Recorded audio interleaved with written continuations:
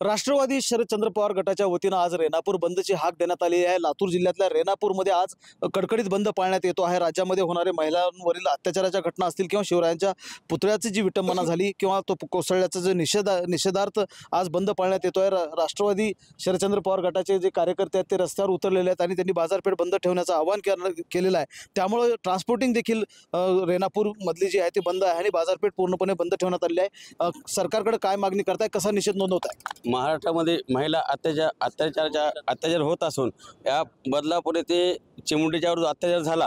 तसेच मालवण येथील शिवाजी महाराष्ट्राचा आराध्य दैवत छत्रपती शिवाजी महाराज यांचा पुतळा 8 महिन्यात पडत असलेल्या निषेधार्थ आज आम्ही रेणापूर तालुका राष्ट्रवादी काँग्रेसच्या वतीनं बाजारपेठ बंद पुकारण्यात आली आहे। आम्ही शहरात रस्त्यावर फिरून आज पूर्णपणे बाजारपेठ बंद केलेली आहे। पूर्ण बाजारपेठ बंद ठेवली आहे। काय निषेध करताना काय भावना? आमच्या की मालवण येथील छत्रपती शिवाजी महाराजांच्या पुतळ्याचा जो अवमान झालेला आहे त्याच्या संदर्भात आज आम्ही संजयजी शेटे यांच्या मार्गदर्शनात तालुका अध्यक्ष बालाजीभाऊ कदम पाटील यांच्या नेतृत्वामध्ये आज रेणापूर शहरामध्ये कडकडीत बंद पाळलेला आहे।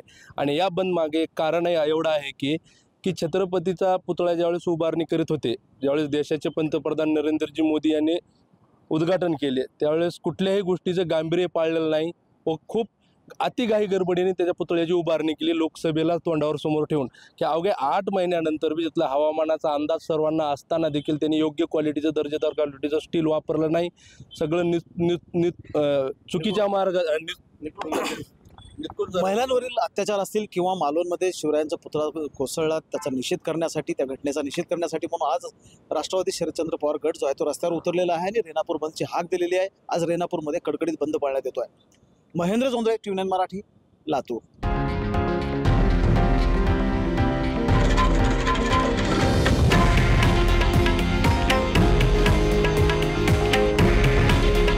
हे आहे देशातील नंबर 1 न्यूज नेटवर्क आणि आपण पाहत आहात TV9 मराठी। काळजी तुमची, हित महाराष्ट्राचं।